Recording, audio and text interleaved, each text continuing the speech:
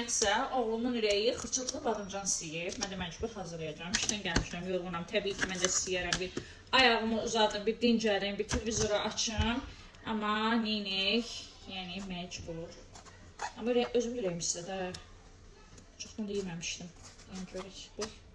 Qıraqdan baxan elə bilər ki, mən 2 dəfə deyib badımcan soyuram. Bu niyə belə eləyir? Badımcanları soydum, doğradım. Duzlu suda biraz saxlayacağım, bir 10-15 dəqiqə. Nerə saxlayırlar da çox saxlamırlar məndən. Qara suyu çıxsın. İndi altına salıb düzəldirəm. Kim necə istəyirsə düzəldir. Reyhanla falan elə. Məndə reyhan yoxdur dedim, kaha ilə hazırlayacağım.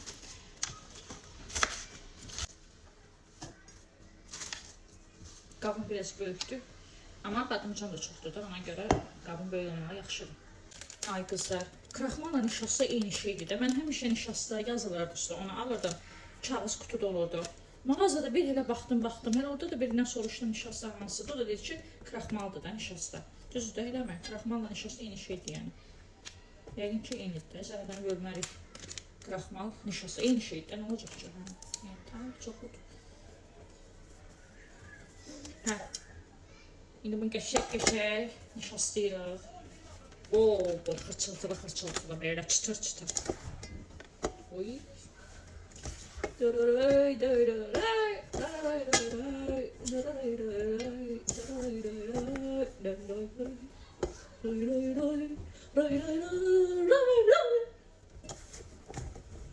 Badımcan qızarana qədər onun qəşəng sosunu hazırlayaq. Balaca belə bir qab götürdüm. Çili sosudur bu. Mən bilmirəm də buna xüsusi sosu. Mənə elə gəlir kimin zövqünə necə uyğunsa elə də. Çili sosu, bu, nar şərab. Başqa nə sos qatırlar? Belə bu dərsi.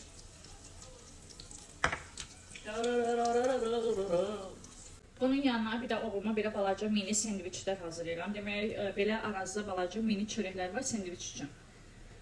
Arasına kağı, kalpasa və pendir. İndi istəyən soslu əlavə edə bilər. Pendir sosu, ketçup. Prost mənim oğlum çox soslu şeylər sevmir. Mən sossuz eləyəcəm.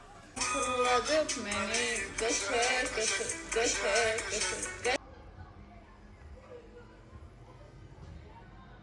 Ən sonda küncürtün əlavə edirəm. Oğlumun yeməyi hazırdır. Xaladenikdən buz kimi kambol. Kambol gözüm hazırlamışım. Mənəcə! Yeməyin hazırdır. Xırçıltısını göstərim sizə.